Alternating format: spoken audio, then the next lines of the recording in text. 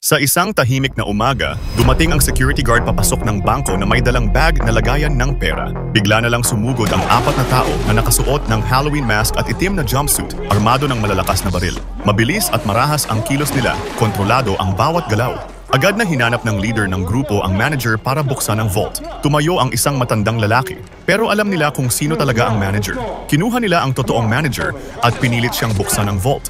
Kinakabahan siya at nanginginig sa takot, pero pinakalma siya ng leader ng mga hold-upper. Tinulungan pa siyang ayusin ang pag-dial sa vault hanggang sa tuluyang mabuksan ito. Sa loob, mabilis na kinuha ng grupo ang pera. Tinanggal din nila ang mga die packs at ang mga hard drive ng security cameras, pagkatapos ay nilagay ang mga ito sa microwave para sirain. Para masigurado na walang maiiwang DNA, ibinuhos nila ang bleach sa buong lugar. Habang abala sila sa kanilang ginagawa, biglang may kumatok sa pinto. Napatigil sila at agad na tinutok ang baril. Sinamantala naman ng manager ang pagkakataon at palihim na pinindot ang silent alarm gamit ang paa. Nang mapansin ng mga hold-upper, huli na ang lahat. Galit na galit ang isa sa kanila at hinampas ang mukha ng assistant manager gamit ang baril. Iniisip na siya ang nag-trigger ng alarm. Habang nagkakagulo, napansin ng manager ang tattoo ng isang hold-upper sa leeg. Pinigilan ng leader ang sobrang karahasan. Tila ayaw niyang lumampas sa kanilang plano. Pero dahil papalapit na ang mga pulis, nagdesisyon ang isa sa kanila na kunin ang manager bilang hostage, isang bagay na labag sa orihinal nilang plano. Nang makalayo sila mula sa bangko, iniwan nila ang manager sa isang tabing dagat at agad na tumakas. Balikan natin ang kwento ng action thriller movie na The Town. Pero bago ang lahat, huwag kalimutang mag-like, mag-subscribe, at i-hit ang notification bell para hindi nyo ma-miss ang mga susunod na malulupit na movie recaps. Pagkatapos ng heist, agad na kinuha ng FBI ang responsibilidad sa pag-iimbestiga ng crime scene. Pinamunuan ito ni Special Agent Adam Frawley at kanyang partner na si Dino, na agad napansin na sobrang linis ng trabaho ng mga magnanakaw. Walang kahit anong ebidensya ang naiwan. Isang malinaw na palatandaan na sila ay mga bihasa sa ganitong gawain. Natagpuan din ng kanyang team ang van na ginamit sa robbery, pero sinunog na ito. Dagdag pa rito, walang sino man sa lugar ang gustong magsalita bilang saksi, isang tahimik na batas sa kanilang komunidad. Kinabukasan, habang tinatanong ni FBI Agent Adam Frawley si Claire matapos ang insidente, lumitaw ang malalim na takot at trauma na naranasan niya, lalo na't binalaan siya ng mga magnanakaw na huwag magsumbong. Sa gitna ng kanilang pag-uusap, nagtanong si Claire, puno ng pag-aalinlangan, mahuhuli niyo ba sila? Na puno ng kumpiyansa si Frawley, halos mayabang ang sagot. Siyempre, mga FBI kami, bihasa kami sa ganitong sitwasyon. Samantala, sa Charlestown, isang lugar na kilala bilang tahanan ng karamihan sa mga bank robber ng Boston, nagtipon-tipon ang 4 na magnanakaw para pag-usapan ang nangyari. Hindi natutuwa si Doug sa desisyon ni Jem na kumuha ng hostage, isang bagay na labag sa kanilang mga alituntunin. Ngunit may mas masamang balita si Jem. Hawak niya ang ID ni Claire at napansin niyang nakatira ito malapit sa kanila. Sigurado siyang madalas silang magkikita sa kanilang lugar. Para kay Jem, ang sa tingin niyang solusyon ay puntahan si Claire at takutin itong huwag magsalita sa pulis. Pero tumutol si Doug. Sinabi niya, "Ako na ang bahala." Ayaw niyang si Jem ang humawak sa sitwasyon. Hindi lang dahil ayaw niyang makulong ulit ang kaibigan, kundi dahil napapansin niyang sobrang bayolente na ito kamakailan. May ibang plano si Doug, hindi takutin si Claire, kundi gumawa ng paraan para maprotektahan ang sarili niya at ang grupo. Pagkatapos ng huling operasyon, nag-ikot sina Doug at Jem para ayusin ang kanilang mga utang. Binayaran nila ang kanilang gun dealer, car dealer, at si Fergie, isang Irish mobster na nagtatago bilang may-ari ng flower shop.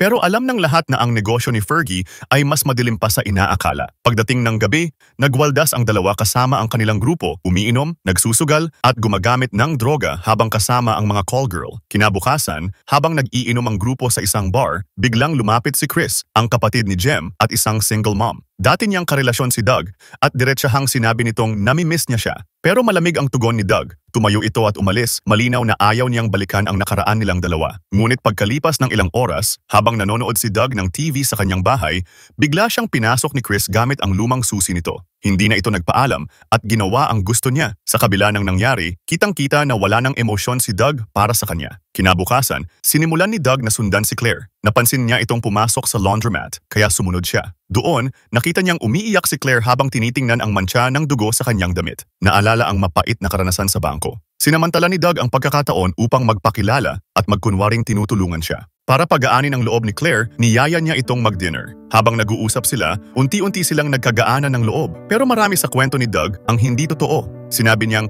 nagtatrabaho siya sa construction at ang kanyang ama ay nakatira sa suburbs imbes na nasa kulungan. Sa kabila ng mga kasinungalingan, nagsisimula ng tumibok ang puso ni Claire para kay Doug. Hindi alam na siya rin ang dahilan ng trahedyang naranasan niya. Hindi nagtagal, niyaya ni Doug si Claire na sumakay ng bangka. Sinasabing ito ay pag-aari ng isang kaibigan. Pero ang totoo, nag-break-in si Doug sa bangka para lang magawa ito. Habang naglalayag sila sa tahimik na tubig, tinanong ni Claire ang tungkol sa mga kwento ng maraming bank robbers sa Charlestown. Tumawa lang si Doug at sinabing, sobra-sobra lang ang kwento ng mga tao. Pero ang kasinungalingang iyon ay nagsisilbing protection niya. Tinatago ang kanyang tunay na pagkatao at madilim na nakaraan. Kinabukasan, nagkita sina Doug at Jem. Tinanong ni Jem kung naayos na ba niya ang sitwasyon ng manager sa bangko. Hindi na ba kailangang patumbahin? Tanong niya. Sinabi ni Doug na kontrolado na niya si Claire at wala nang dahilan para saktan pa ito. Hindi kumbinsido si Jem pero hindi na niya pinilit si Doug. Samantala, sa kabilang panig, sinugod ni Frawley ang isang kriminal. Nagtangka itong tumakbo pero nahabol niya ito at binugbog. Nakakuha siya ng bagong lead matapos itong maimbestigahan.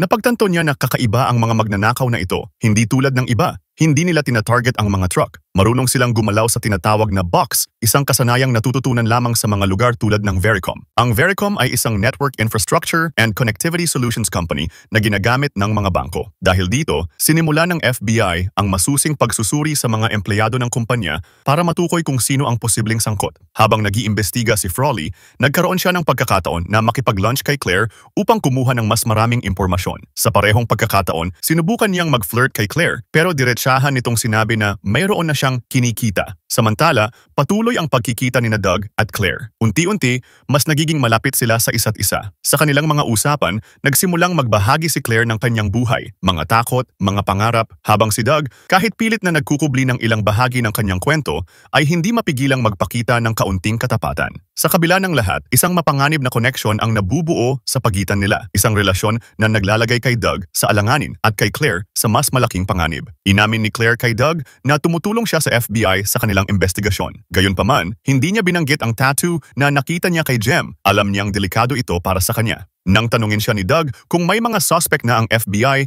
nagkunwari siyang kalmado pero halatang nag-aalala. Sa halip na magalit, pinaalala ni Doug kay Claire na huwag banggitin ang tungkol sa tattoo. Sinabi niya na maaaring magamit ito ni Claire bilang alas sakaling kailangan niyang umiwas sa Witness Protection Program. Bilang kapalit, ibinahagi ni Doug ang masakit niyang nakaraan. Iniwan siya ng kanyang ina noong 6 na taong gulang pa lang siya at kahit anong pagsubok niyang hanapin ito, hindi siya tinulungan ng kanyang ama. Sa usapan nilang iyon, nagkaroon ng mas malalim na koneksyon ang dalawa, bagamat hindi nila alam kung saan hahantong ang kanilang relasyon. Isang gabi, habang magkasama sina Doug at Claire sa isang date, nagkwento si Claire ng isang bagay na matagal na niyang kinakatakutan. Sinabi niya na sa tuwing dumadaan siya sa regular niyang ruta papunta sa trabaho, may mga gang member na naghahagis ng bote sa kanyang sasakyan. Dahil dito, napipilitan siyang mag-detour araw-araw upang maiwasan ang gulo. Nang marinig ito ni Doug, agad siyang nabahala. Napansin ni Claire ang tensyon sa mukha niya, lalo na nang tanungin niya ito ng seryoso, namukhaan mo ba sila? Ang galit sa boses ni Doug ay malinaw, isang tanda na hindi niya kayang palampasin ang pang-aabuso sa babaeng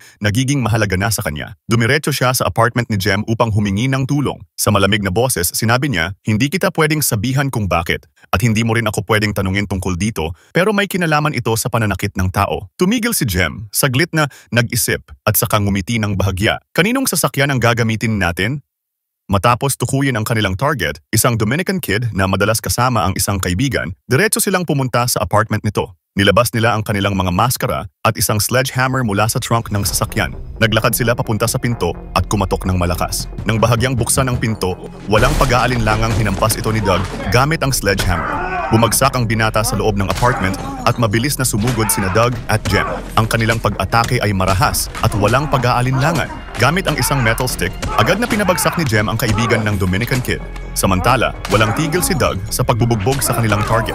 Ang eksena ay mabilis, brutal, at walang espasyo para sa awa. Nang matapos ang bugbugan, iniwan nila ang apartment na halos wasak, habang ang dalawang biktima ay duguan at walang magawa. Matapos iyon, nagpakita ng control si Doug. Pinili niyang bugbugin lang ang mga lalaki at magtanim ng droga sa apartment bilang babala. Malinaw ang sinabi niya, umalis kayo sa lugar na to bago matapos ang linggo. Pero si Jem, gaya ng dati, hindi na naman napigilan ang sarili. Nagpasya siyang magpakita ng mas bayolenteng panig. Pinaril niya ang binti ng isa sa mga lalaki at sa huli, tinanggal niya ang maskara at ipinakita ang kanyang mukha bilang malinaw na pananakot. takot. Nagalit si Doug sa ginawa ni Jem. Sobrang bayolente at delikado ang kilos nito na nagdadala ng mas maraming problema kaysa solusyon. Habang nagpapatuloy ang investigasyon, nakakuha si Special Agent Frawley ng bagong lead mula sa file ni Dez bilang empleyado ng Vericom. Napansin niya na ang mga araw ng pag-absent ni Dez sa trabaho ay tumutugma sa mga petsa ng ilang bank robbery. Ginamit ng FBI ang impormasyong ito para subaybayan si Dez hanggang sa isang family barbecue kung saan natukoy nila ang buong pagkakakilanlan ng grupo. Habang nag-uusap ang team at tumitingin sa surveillance photos, isa-isang ipinaliwanag ni Dino ang profile ng bawat miyembro. Desmond Dez Elden, isang systems technician na eksperto sa teknolohiya. Nagtatrabaho siya sa Vericom at ginamit ang kaalaman niya para sa mga pagnanakaw. Doug McRae, dating pro hockey player na nawalan ng career dahil sa droga at gulo. Tinuloy niya ang family business ng krimen na sinimulan ng kanyang ama. Hinihinala nila na siya ang architect ng grupo. Jem Coughlin, mainitin ang ulo at nakapatay ng drug dealer noong 19-year-old pa lamang. Alfred Glonsey Magloan, isang veteranong car thief na kayang paganahin ang kahit anong sasakyan nang hindi mo napapansin. Sa kabila ng natuklasan nila, wala pa rin sapat na ebidensya ang FBI para hulihin ang gang. Kaya inutusan ni Frawley ang kanyang team na maglagay ng surveillance sa bawat miyembro ng grupo. Samantala, habang naglalunch sina Doug at Claire sa ilalim ng mainit na araw, nagbahagi si Claire ng isang personal na kwento. Sinabi niya na ang ganitong sunny day ay nagpapaalala sa kanya ng araw na namatay ang kanyang kapatid, isang masakit at malungkot na alaala. Sinagot naman siya ni Doug ng may lambing, "Sigurado akong matutuwa ang kapatid mo na iniisip mo siya." Habang pumunta si Claire sa restroom, biglang may tumutok sa leeg ni Doug, si Jem, na biglang sumulpot sa kanyang likuran. Nagulat si Doug, agad siyang kinabahan at hindi mapakali sa sitwasyon. Umupo si Jem sa kanyang harapan at mukhang determinado siyang manatili. Pilit na pinapaalis siya ni Doug pero hindi ito umalis. Pagbukas ni Claire ng pinto, parang huminto ang mundo ni Doug sa kaba. Alam niyang wala na siyang kawala. Binati ni Claire si Jem na biglang napatayo sa gulat. Agad naman niyang pinakalma ang sarili at kunwaring kalmado, nakipag-usap pa sandali bago nagpaalam. Sa gitna ng tension, nagawa ni Doug na itago ang tattoo ni Jem mula kay Claire. Sinadya niyang takpan ito ng kamay habang nag-uusap sila. Pagkaalis ni Jem, ramdam ni Doug na mas lumalapit na ang panganib ng kanilang lihim na mabunyag. Unti-unti nang nagiging masalimuot ang sitwasyong kanyang pinasok. Pagkatapos ng insidente, hinarap ni Jem si Doug. Galit siya sa ginagawang pakikipagrelasyon ni Doug kay Claire na para sa kanya ay naglalagay sa kanilang grupo sa matinding peligro. Sinabi ni Jem na hindi niya sasabihin sa iba ang tungkol dito pero gusto niyang aksyonan ito ni Doug at ituon ang atensyon nito sa kanilang susunod na operasyon. Hindi naman sigurado si Doug sa plano para sa kanilang susunod na heist. Hindi niya gusto ang mga gwardya na nakabantay. Sinabi pa na sobrang mapagmasid ang mga ito na parang G.I. Joe. Ngunit dahil mapilit si Jem, napilitan si Doug na sumang-ayon ngunit may malinaw na kondisyon. Ito na ang huling trabaho ko. Pagkatapos ng usapan nila ni Jem, pumunta si Doug sa kulungan upang bisitahin ang kanyang ama. Doon, sinabi niya na maaaring mawala siya ng matagal. Tinanong din niya ang matagal na niyang gustong malaman kung bakit hindi kailanman hinanap ng ama ang kanilang ina. Malamig ang tugon ng ama, walang silbi ang maghanap ng isang ina kung malinaw namang ayaw niyang maging ina. Nalungkot si Doug sa sagot, ngunit wala siyang magawa kundi tanggapin ito. Umalis siyang dala ang bigat ng kanyang damdamin, ang hindi nasagot na mga tanong tungkol sa kanyang pamilya at ang plano para sa isang huling operasyon na maaaring magbago ng lahat o tuluyang magdala sa kanya sa kapahamakan. Sa pagsisimula ng araw, naghahanda na ang grupo para sa isang delikado at mahalagang operasyon. Kinukuskus nila ang kanilang balat gamit ang makakapal na brush upang matanggal ang anumang bakas ng DNA. Maingat na nililinis ni Jem ang bawat armas, pati na ang bawat bala gamit ang alcohol swabs. Sa loob ng minivan, hawak nila ang kanilang mga armas at maskara habang paikot-ikot sa North End, naghihintay ng tamang pagkakataon. Tahimik ang lahat hanggang sa biglang magsalita si Glonsey. "Here we go." Dumating ang armored truck at huminto sa harap ng bangko. Ramdam ng grupo ang pagtaas ng adrenaline. Isinuot ni Doug ang kanyang maskara. Nang magsimula ng mag-load ng pera ang mga gwardiya mula sa truck, biglang bumukas ang pintuan ng minivan. Sina Doug at Jem ay lumabas. Mabilis na binabagsak ang mga gwardiya gamit ang kanilang mga armas. Habang abala si Jem sa pagkuha ng pera sa likod ng truck, pinanatili naman ni Doug ang kontrol sa sitwasyon. Sa kalsada, napahinto ang mga tao at nanood habang nagaganap ang nakawan. Sa gitna ng tension, narinig nila mula sa scanner ang tawag ng pulis. Biglang tumayo ang isang matapang na gwardya at tinutukan ng baril si Doug. Pero mabilis na kumilos si Jem at binaril ito sa vest, sapat para mapigilan siya. Agad na tumakas ang grupo pabalik sa minivan. Napasigaw si Doug, "Sabi ko na sayo, delikado yung guard na yon." Hindi pa man sila nakakalayo, dumating ang isang police cruiser. Nagsimula ang isang matinding habulan sa makikitid at makalumang kalye ng North End. Napalibutan sila ng dalawang police cruiser. Pero buong tapang itong pinaputukan ni Jem gamit ang malakas na armas. ikinagulat ng mga tao sa paligid. Sa tulong ng mabilis na pagmamaneho ni Gloncy, nagawa nilang makalayo sa mga pulis. Mabilis silang nakarating sa switch car na minamaneho ni Des. Agad silang lumipat ng sasakyan at iniwan ang minivan na nilagyan nila ng gasolina bago ito sinunog upang harangan ang mga humahabol. Samantala, natanggap ni Agent Frawley ang balita tungkol sa insidente. Agad siyang nag-utos na isara ang Charlestown Bridge upang harangan ang mga magnanakaw. Pero huli na, nakatawid na ang grupo bago pa dumating ang mga pulis. Habang nasa ikalawang switch car, napansin nila ang isang police officer na nakaupo sa patrol car nito. Parang nabigla at diretso silang tinitingnan. Parehong natigilan ang grupo at ang pulis. Saglit na huminto ang mundo, puno ng tensyon, hanggang dahan-dahang ibinaling ng pulis ang kanyang tingin sa ibang direksyon, parang nagpapakita na wala siyang nakita. Nang makumpirma ng grupo na hindi ito kikilos, mabilis nilang itinuloy ang kanilang pagtakas. Natawa si Gloncy. Bakit hindi lahat ng pulis ganyan? Sumagot si Jem. Mas pinili lang niya ang buhay niya kaysa isang medalya. Dumating si Frawley sa eksena, halatang naiinis sa nangyari. Kahit wala pang solidong ebidensya laban sa grupo, nagdesisyon siyang subukang pahinain ang kanilang depensa. Ipinatawag niya ang apat para sa isang interrogation.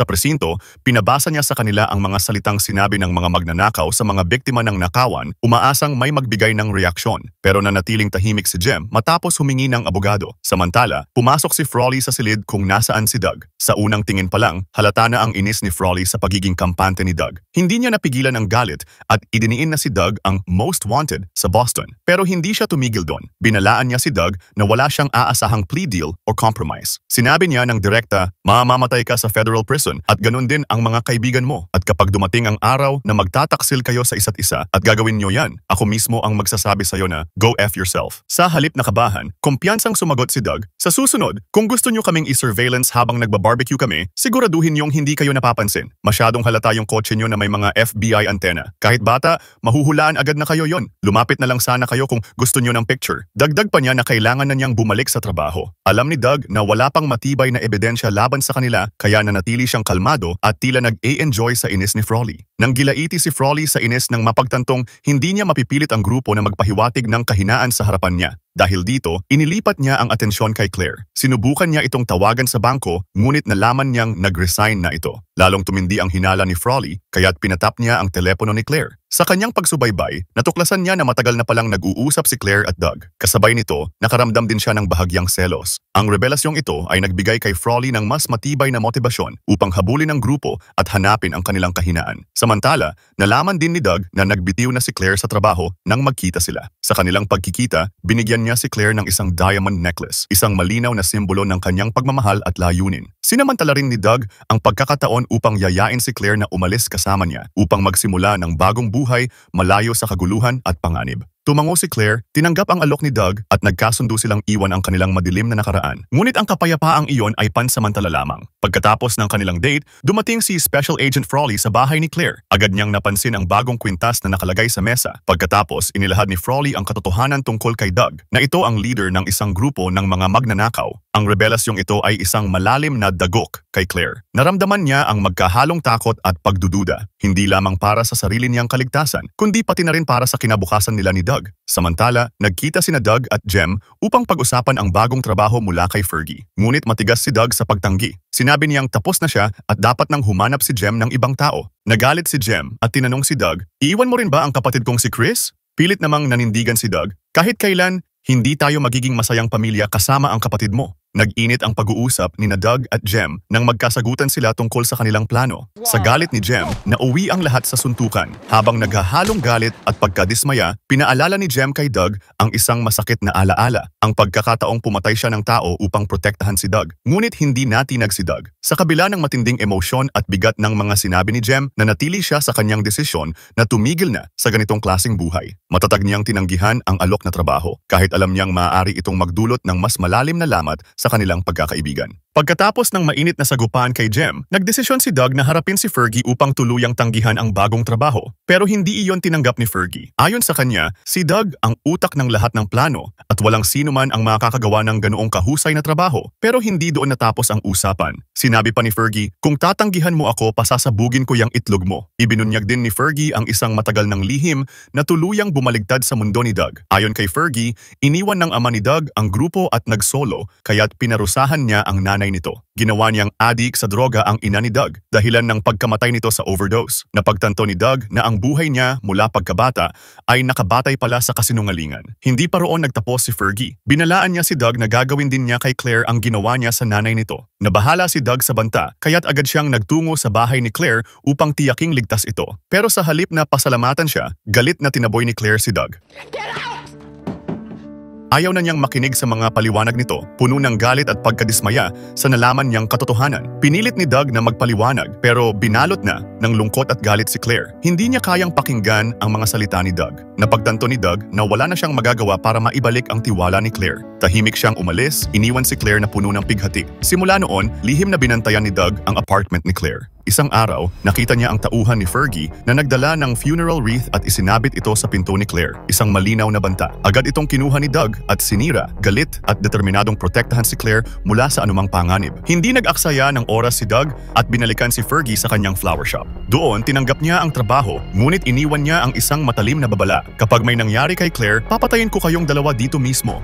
Bago ang operasyon, binisita ni Doug si Chris upang sabihin na aalis na siya pagkatapos ng huling trabaho. Isang paalam na puno ng lungkot at kawalang katiyakan ang iniwan niya. Alam niyang maaaring iyon na ang huling pagkikita nila. Sa huli, sinubukan niyang lapitan muli si Claire. Sa isang madamdaming pag-uusap, inamin niya ang lahat ng kanyang nakaraan. Sinabi niyang maraming beses na siyang nagnakaw ng bangko, ngunit kailanman ay hindi siya pumatay ng tao. Sa boses na puno ng pagsisisi, idinagdag niya, hindi na ako magsisinungaling sa'yo. Ayaw kitang mawala. At kung may masamang mangyari sa'yo, hindi ko mapapatawad ang sarili ko. Hiniling niya kay Claire na maghintay para sa kanya. Umaasang may pagkakataon pang magbago ang kanyang buhay matapos ang huling trabahong ito. Nagtipo ng grupo upang pakinggan ang bagong plano ni Fergie, isang ambisyosong heist sa Fenway Park. Ang layunin ay looban ang stadium sa umaga pagkatapos ng malaking laro, kung kailan puno ang mga safes ng kita mula sa mga ticket, pagkain at souvenir. Sa bawat detalyeng binabalangkas nila, lumalalim ang tensyon habang alam nilang ito ang pinakamalaki at pinakamapanganib nilang gagawin. Habang pinaplano ang operasyon, si Special Agent Frawley ay nagkaroon din ng sariling estratehiya. Nilapitan niya si Chris sa isang bar. Alam niya na maaaring siya ang mahinang parte ng grupo. Sa una, nagkunwari si Frawley na inaakit ito, ngunit kalaunan,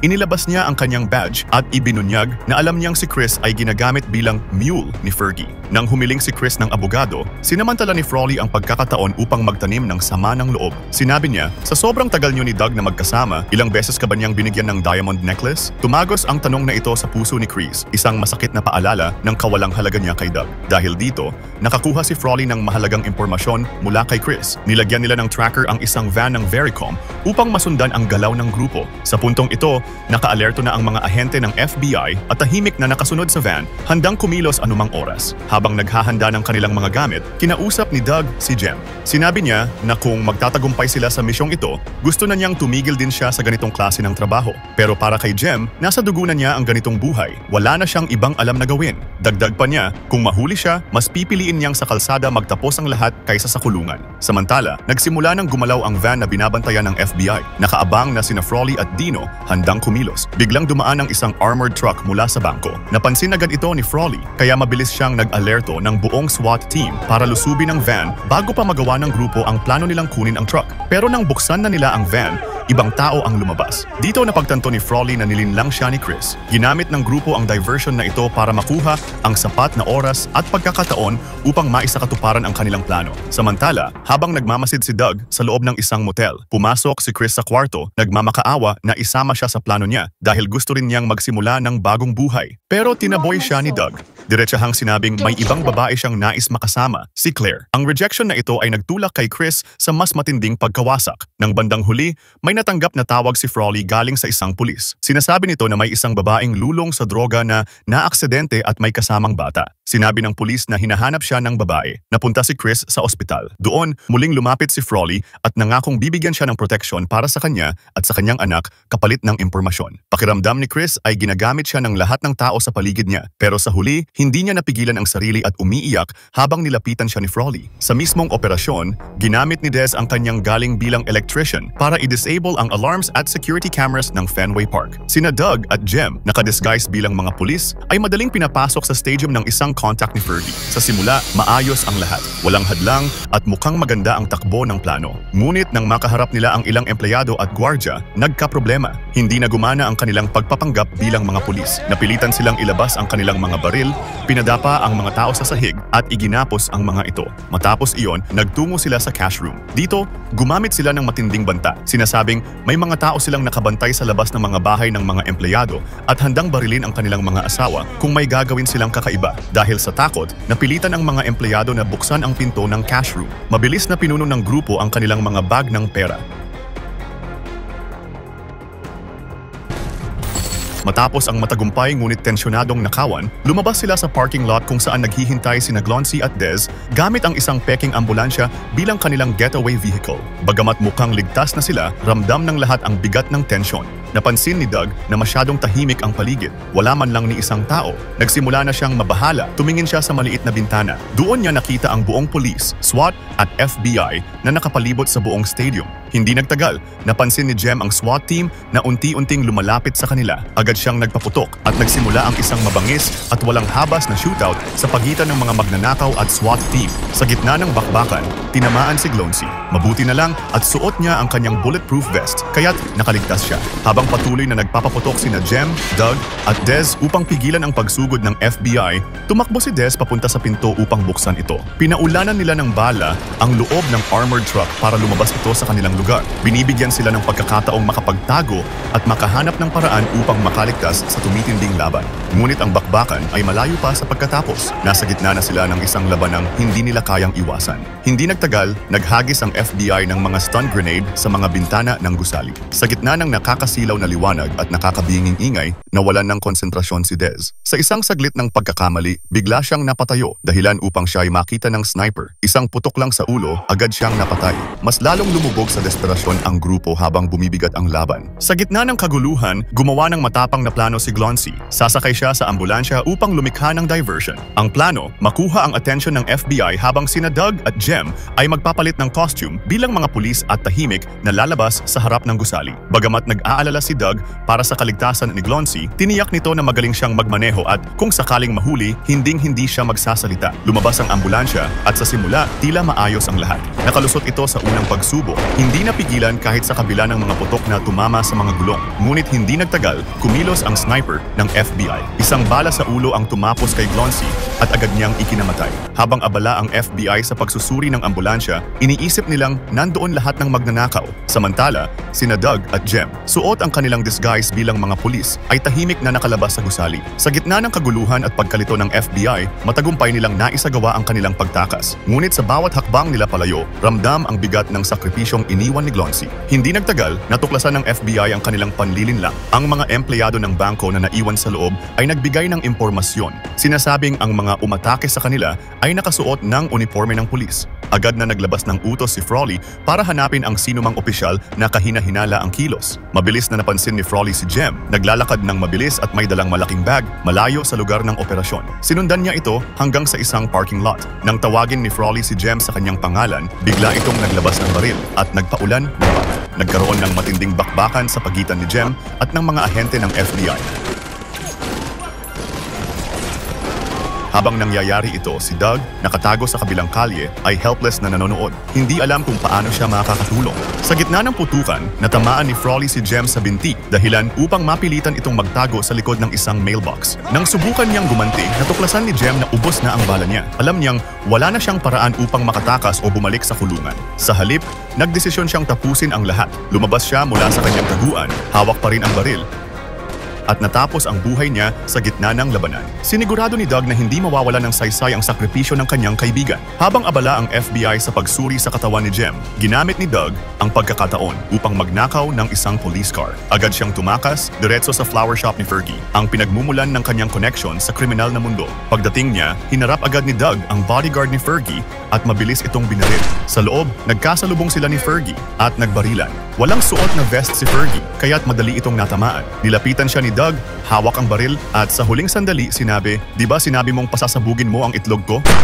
Tuluyang tinapos ang ugnayan niya sa mundo ng krimen na matagal nang nagbibigkis sa kanya. Matapos ang lahat, kinuha ni Doug ang perang itinago niya bilang paghahanda sa pagtakas. Tumawag siya kay Claire, umaasang maaari pa siyang makapagsimula ng bagong buhay kasama ito. Sinabi ni Claire na mag-isa lang siya sa bahay at inimbitahan si Doug na pumunta. Ngunit alam ni Doug na may patibong dahil minamasdan niya ang apartment mula sa isang gusali sa tapat. Napansin niya ang kilos ng mga ahente. Sa kabila ng nalaman niya, nagpanggap si Doug na walang alam at sinabing pupunta siya. Nag-alok siyang magkita sila sa likod ng gusali makalipas ang 1 oras. Sa kanilang pag-uusap, humingi siya ng tawad kay Claire at si Claire, na gustong balaan si Doug, ay nagsabi ng sunny days, isang palihim na mensahe upang ipabatid na may panganib. Naiintindihan ni Doug ang babala at nagkunwaring walang alam, naghahanda para sa kanyang huling hakbang. Habang hinihintay ng FBI kasama si Claire ang isang taong hindi darating, lihim na kumilos si Doug. Bago umalis, nagtago siya ng pera sa hardin ni Claire at iniwan ang isang mapanuyang sulat sa sasakyan ni Frawley